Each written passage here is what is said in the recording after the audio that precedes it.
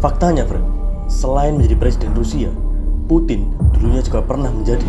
Ternyata ada fakta tersembunyi balik gaya berjalan Putin yang unik, yakni kalau kalian mungkin penasaran dengan arti kata ura, ternyata arti sesungguhnya dari kata ini itu adalah, biasakan selalu nonton video kita dari awal sampai akhir ya, friend, supaya kalian bisa benar-benar paham.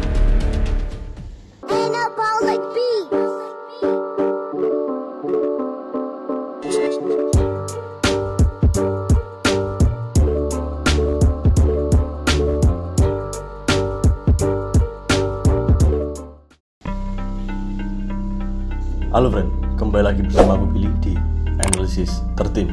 Oke, pada video kali ini aku bakal membahas latar belakang presiden Rusia ini ya, yakni Vladimir Putin. Yang belakangan ini ramai ya, karena adanya perang antar Rusia dan Ukraina tentunya. Oke, biasakan selalu nonton video kita dari awal sampai akhir ya friend, supaya kalian itu bisa benar-benar paham.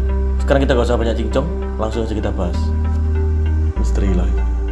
Poin yang pertama, dikenal sebagai presiden abadi Rusia. Jadi Vladimirovich Putin ini, atau biasa dikenal dengan Vladimir Putin, adalah seorang presiden Rusia saat ini. Banyak berita menyebutkan bahwa beliau merupakan presiden abadi negara tirai besi tersebut, friend. Hal itu terbukti dengan adanya sebuah pernyataan, yakni Vladimir Putin akan memimpin hingga usianya ke 84 tahun, friend. Jadi sampai tua banget deh. Bahkan berita tersebut sudah menyebar kemana-mana. Adapun juga fakta yang beredar bahwa tanpa Vladimir Putin, Rusia itu bukanlah apa-apa, friend. Jadi Putin ini memang orang yang sangat berpengaruh ya di Rusia. Dan lebih gokilnya lagi nih, friend, Vladimir Putin sendiri juga telah menunjukkan hasil pemilihan suara nasional, yakni akan memperpanjang masa jabatannya hingga tahun 2036, friend. Wah, kalau Vladimir Putin akan memperpanjang masa jabatannya hingga tahun 2036, kira-kira di tahun 2036 Analysis udah jadi berapa subscriber ya? Perjalanan politik Vladimir Putin. Jadi nggak heran nih, friend, kenapa pawaan dari presiden Rusia yang satu ini tuh begitu gahar ya? Ternyata sebelum menjadi presiden, Putin juga menjabat ke beberapa kalangan politik Rusia nih. Yakni beliau adalah mantan agen dari KGB atau KGB. Singkatnya, KGB sendiri adalah badan pemerintah utama dari yurisdiksi Serikat Republik yang menjalankan fungsi keamanan internal, intelijen dan polisi rahasia, friend, beroperasi di masing-masing Republik Uni Soviet. Orang-orang yang menjadi anggota KGB ini bukanlah orang sembarangan. Mereka harus melewati serangkaian tes berat, dan yang pasti mereka semua yang berada di KGB ini adalah orang yang sangat terlatih, friend. Jadi singkatnya, di tahun 91 setelah kerusuhan masa transisi Uni Soviet, Putin pun memilih untuk mengundurkan diri dari KGB, friend. Lalu di tahun 99 Putin menjabat menjadi Perdana Menteri Rusia yang termasuk ke dalam jabatan tertinggi kedua. Dengan posisi tersebut dapat memudahkan beliau dipilih menjadi presiden pada Maret tahun 2000, friend. Tangan kanan Putin nih, mungkin kalian sempat nyadar gak sih kalau ada kejanggalan ya, atau unik ya saat melihat gaya berjalan presiden Putin yang satu ini nih, dimana tangan kanannya itu selalu diam lurus, tidak bergerak sama sekali. Jadi kalau biasanya orang jalan kan gini ya, nah ini tangan kanannya diam, cuma tangan kirinya doang, bro, yang gerak itu. Jadi dilansir dari yoursay.id, gaya berjalan Putin bisa begitu dikarenakan pedoman latihan KGB mengharuskan para agennya menyembunyikan senjata dengan tangan kanan, bro. Jadi ternyata dulunya itu tangan kanan itu ada senjatanya, dekat dengan dada ini senjatanya. Para agen KGB ini diperbolehkan mengayunkan tangan kiri dengan bebas, namun bukan dengan tangan kanan, bro. Alhasil, gerakan itu memudahkan para agen KGB ini untuk segera meraih senjata dengan secepat mungkin nih, jika tiba-tiba berhadapan dengan musuh. Para peneliti kemudian menyebut cara berjalan Vladimir Putin ini dengan istilah gunslinger gait. Mereka juga menjelaskan kemungkinan gaya berjalan para pejabat Rusia ini hasil adaptasi tingkah laku, kebiasaan dari latihan senjata atau latihan lainnya di KGB, friend. Jadi kalian bisa bayang gak sih, friend? Misalkan kalian ketemu orang gitu ya, yang kita nggak pernah tahu ya, tiba-tiba dia tuh mantan badan intelijen atau apa gitu ya. Tangannya tuh memang unik, friend. Maksudnya kayak tangan kanannya diam aja gitu, cuma tangan kirinya doang yang gerak ya. Tiba-tiba di dalamnya ternyata ada senjatanya, friend. Ngeri gak tuh? С днем Великой Победы! Ура!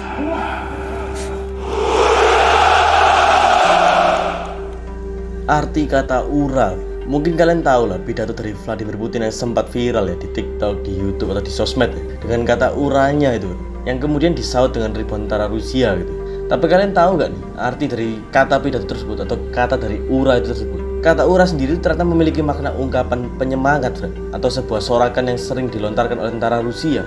Jadi seperti kayak misalkan ura gitu ya, semangat. Nah kayak gitulah, kira-kira seperti itu. Kata ura itu juga bisa diartikan menjadi kayak hore, kayak gitu juga bisa, friend. Putin adalah sosok yang sangat cerdas. Selain memiliki pawakon yang tegas serta memiliki mental baja ini ya, Presiden Putin ini dikenal dengan sosok yang cerdas, friend.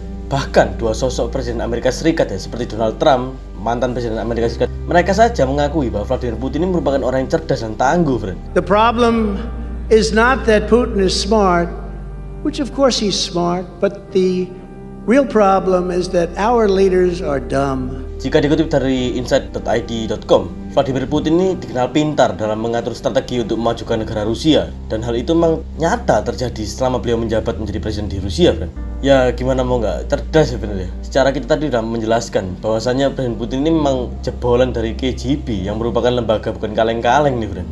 Oke semuanya, di sini aku pengen jelasin bahwa kita harus selalu ngelihat segala sesuatunya itu dari dua sisi ya teman-teman. Jangan kita baru dengerin dari satu sumber langsung kita telan mentah-mentah gitu aja, jangan ya, karena itu nggak baik buat kesehatan mental kalian. Memang di sini kita paham bahwa tidak ada yang namanya perang yang harus didukung. Perang itu pasti nggak enak, dan karena perang itu udah pasti bikin manusia itu jadi sengsara.